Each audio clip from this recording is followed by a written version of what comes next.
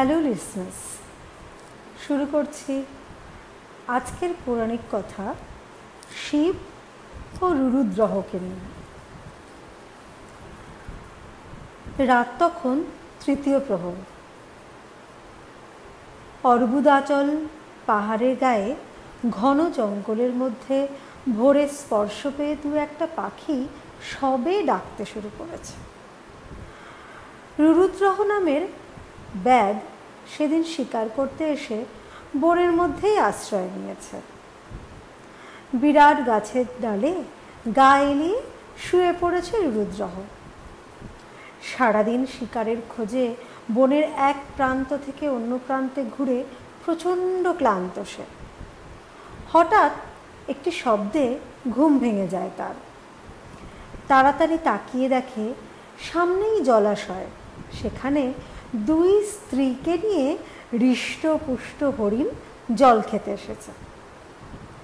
মৃগকে দেখে সহজে ব্যাধ বলে উঠল, বাহ, এই মৃগের শরীরে প্রচুর মাংস। রাতে বনের মধ্যে অপেক্ষা করা সফল হলো, আমি এখনই এই মৃগকে বধ করব। ব্যাধ ষড়যোজনা করতেই মৃগ তাকে দেখতে পেল। কিছুটা এগিয়ে এসে মৃগ বলল, ব্যাধ, তুমি কি আমাকে হত্যা করতে চাইছ? ব্যাধ উত্তর দিল, নিশ্চয়ই।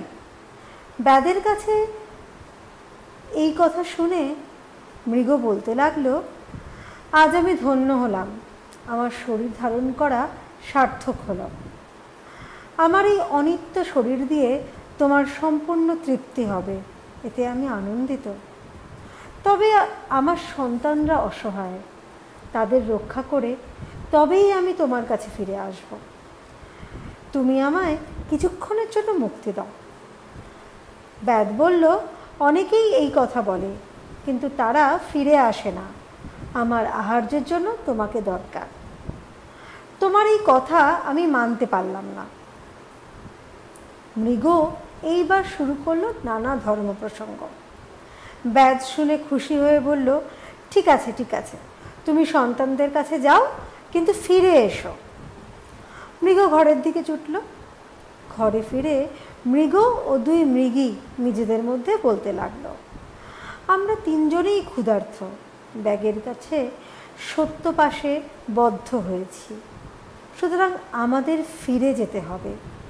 কিন্তু তখনই জ্যেষ্ঠ মৃগী স্বামীকে বলল, আমি যেহেতু আগে প্রতিজ্ঞা করেছি, সেজন্য আমি আগে ব্যাধের কাছে যাব, কারণ বালকেরা কিভাবে পিতৃমাতৃহীন হয়ে বাস করবে।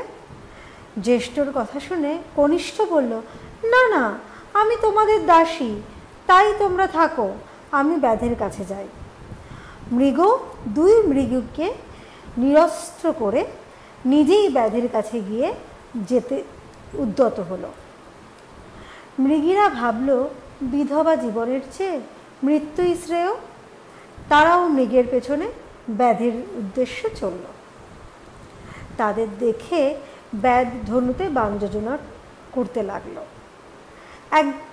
এদিকে মৃগ শাবকরা পিতামাতার যা হবে আমাদেরও তাই হবে, এই ভেবে জলাশয়ের ধারে হাজির হলো। আর তখনই দেবাদিদেব মহাদেবের উদ্দেশ্যে প্রার্থনা করতে লাগলো। এদিকে মৃগ ব্যাধকে বলে উঠল, আমাকে বধ করে শীঘ্র মাংস ভক্ষণ করো, আমি প্রস্তুত। ব্যাধ তার মুখে এই কথা শুনে অবাক হলো। মৃগ নিজের শরীর দান করেও পরের উপকার করতে চায়। আমি মনুষ্য জীবন লাভ করে কি করলাম? কেবল অপরের শরীর বধ করে নিজের শরীর পোষণ করছি, আমার কি গতি হবে? এই চিন্তা করে ব্যাধ বাণ সংবরণ করল। এইবার ব্যাধের কাজে দেবাদিদেব খুশি হলেন। তিনি মৃগদের সামনেই আবির্ভূত হয়ে ব্যাধকে বললেন, রুরুদ্রহ, আজ থেকে তোমার নাম হবে গুহ। তুমি হবে এই জঙ্গলের রাজা। তোমায় সকলে নিষাদ রাজ নামে চিহ্নিত করবে। আজ থেকে তুমি এখানে মনের সুখে রাজ্যপাট ভোগ করবে। তোমার বংশবৃদ্ধির সঙ্গে সঙ্গে বংশধররা দেব ভক্ত হয়ে উঠবে।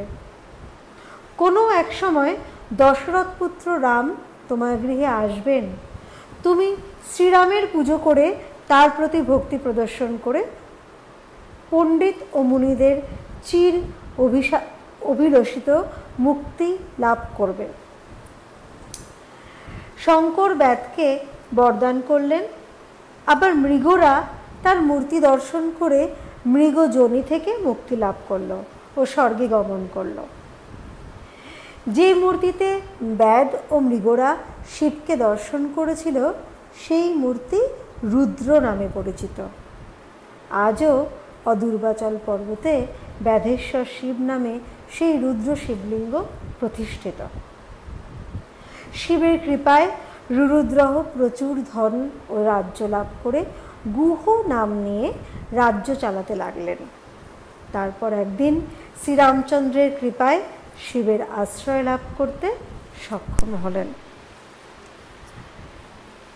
হ্যালো ভিউয়ার্স অ্যান্ড লিসনার্স, আজকের প্রাচীন কথা তোমাদের কেমন লাগলো সবাই জানিও। আমার ইউটিউব চ্যানেলটিকে লাইক, সাবস্ক্রাইব অ্যান্ড শেয়ার করতে ভুলো না যেন। ধন্যবাদ।